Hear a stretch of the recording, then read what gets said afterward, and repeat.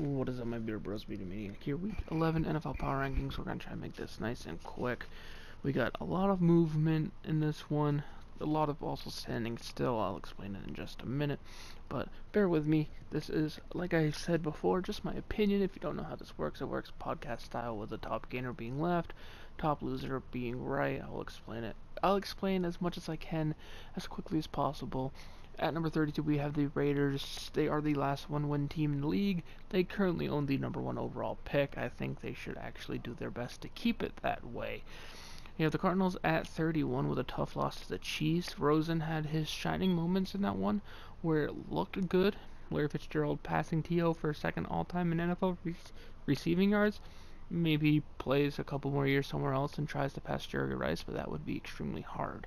Then you have the 49ers at number 30, dropping a spot as well. Losing to the Giants is never beautiful, but Breida had a really good game, so there's bright spots there. But their secondary to get kind of exploited by Odell Beckham Jr. And then you have the Jets dropping to number 29 after a devastating loss to the Buffalo Bills, where they looked like they couldn't be competent in any category, which is honestly surprising considering how well Josh McCown played for them last year. He kinda sucked big doo-doo. And then you have the Bills moving up to number 28, 3 spots. Now, one reason is they cut Nathan Peterman, and it's not just that. Matt Barkley looked good for the Bills. Like, he looked really good. He looked better than Josh Allen. I think, honestly, what you should do if you're the Bills is keep Matt Barkley in there as a starter. Will it get you wins?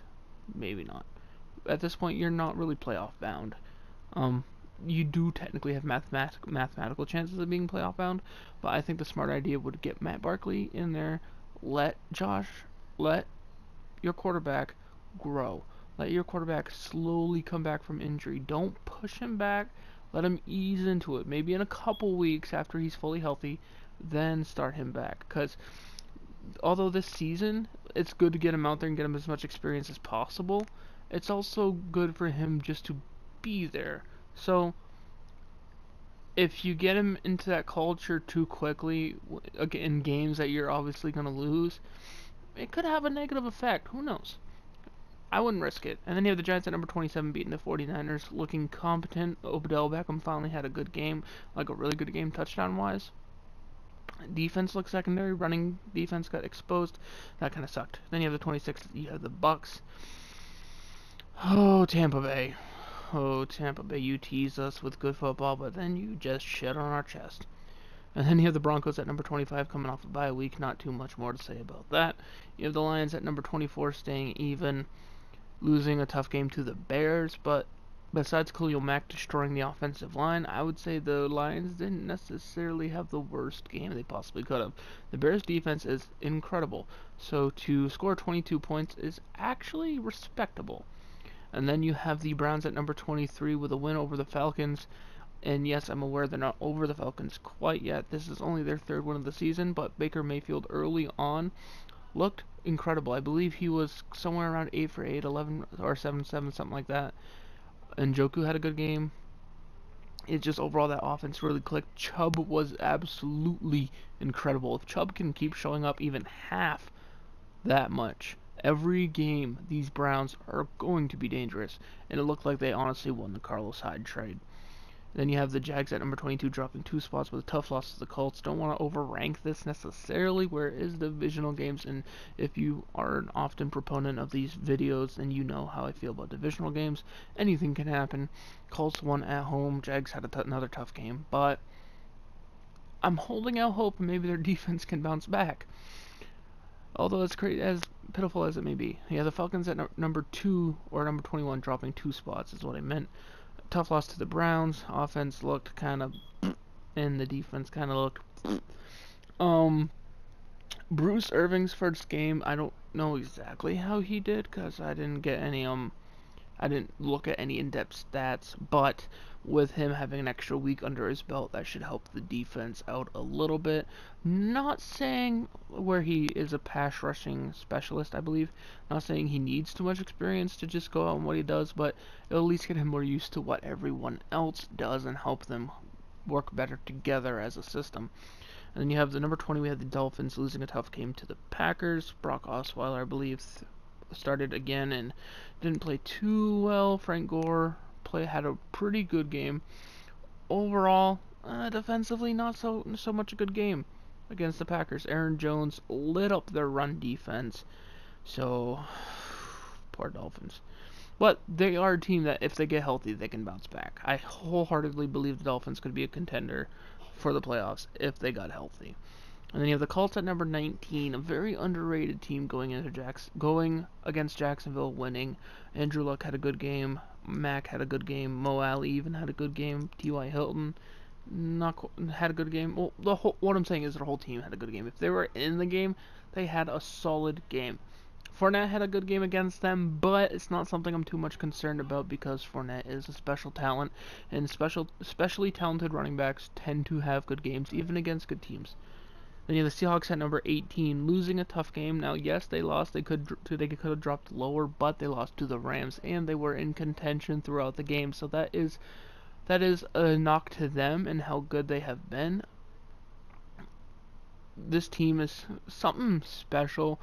And what I mean by that is you look at their talent with Moore and stuff on the offense and the Griffins on defense and stuff like that. You wouldn't look at them as a serious contender necessarily on paper, but when you see these kids play together, it's something special. It's incredible to watch, and Seahawks fans are lucky. And then you have the Cowboys at number 17 getting 4 spots with a good win over the Philadelphia Eagles. Now, this is a divisional matchup, but what I liked about this game was Ezekiel Elliott. It wasn't so much necessarily about the outcome. It was Elliott got fed the ball. That is something these Cowboys are going to have to do if they want to win. It is absolutely necessary. These Cowboys, like that loss the week before against the Titans, if they don't give Elliott the ball in the fourth quarter or third quarter much, you're going to lose. Hands down. These Cowboys need to feed Zeke. And they did, and they won.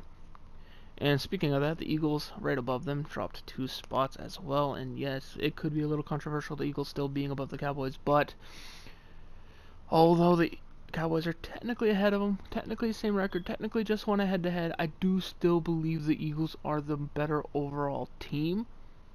Like I said, the Cowboys do have... They did feed Zeke and they did win. But the Eagles' offensive line is really banged up right now. So the Cowboys had the advantage there with the defensive line. It was a good matchup for the Cowboys, but I still believe overall the Eagles are a slightly better team. Could change come next week. I do apologize to Cowboys fans if you feel slighted at all. Your team being up to 17 is still impressive enough as it is. Then you have the Bengals at number 15. Dropping 3 spots. Oh, Bengals got blown out by the Saints. Hired Hugh Jackson. That's the interesting thing this week.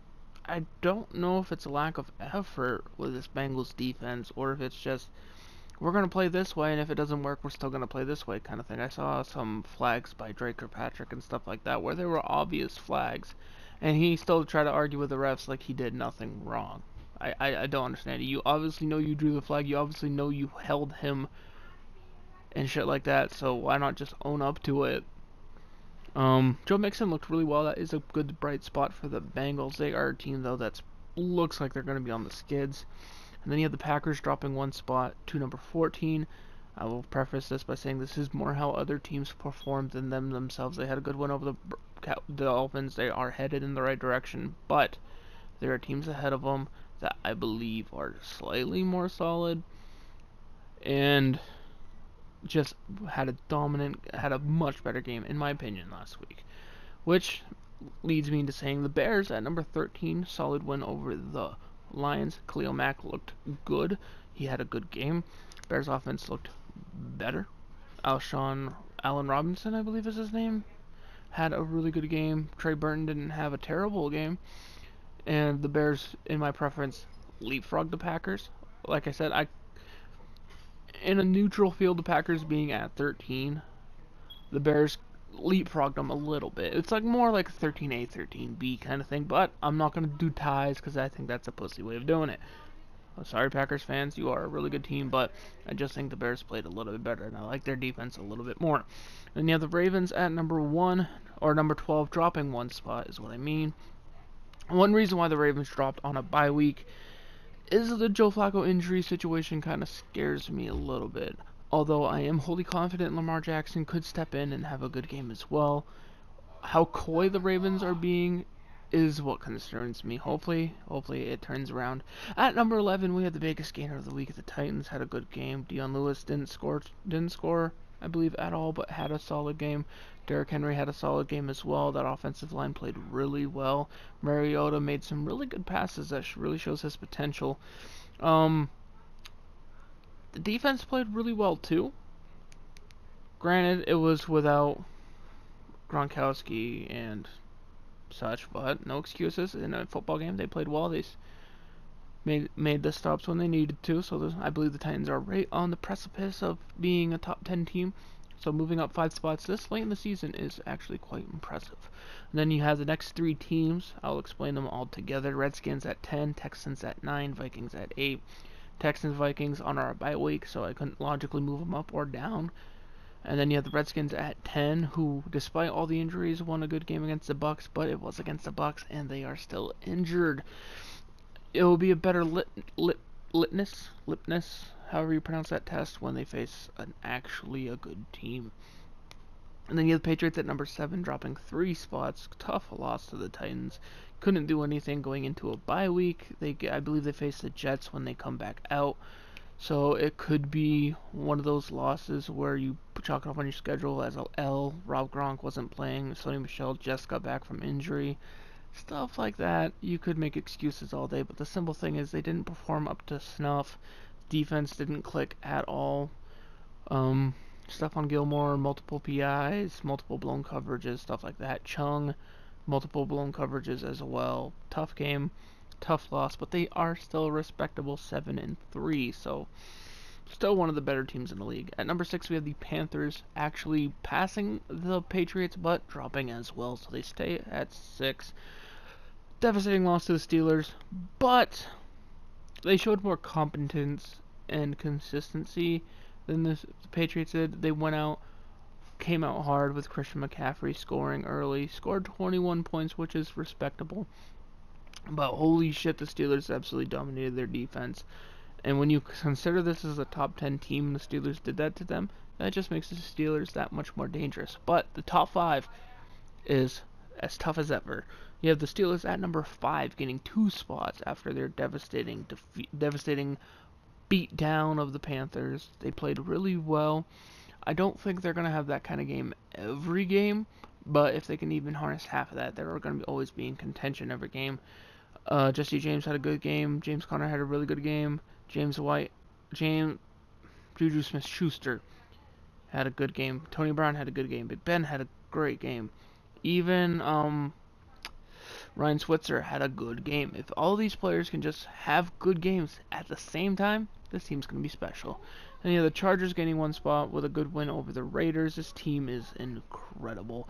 One of the best teams in the AFC. The only problem is for them, they're not first place in their division yet. So to possibly be the second best team in the AFC and to possibly have to play a wild card game really sucks. And then top 3 stayed the same as last week. Rams 3, Saints 2, Chiefs 1. All had good wins, with possibly the best win being the Chiefs over the Bengals was by such a large margin. But Chiefs being a number 1 team had a kind of an off game. Tragic news for Patrick Mahomes. His girlfriend's stepfather passed away while watching the game. Hope all is well there with your family. Thoughts and prayers go out. Rams had a tough game against the Seahawks, so deservedly I couldn't move them above the Saints or the Chiefs, although they did win. They kind of came close to losing yet again. There's a lot of close calls for these Rams. Dante Fowler with some crucial 15-yard penalties, kind of proving why the Jaguars kind of moved on from him, but it should be a good season. Anyway, guys, thank you for watching. Don't forget to leave a like, comment, subscribe if you are new, and I'll see you in the next one. Peace.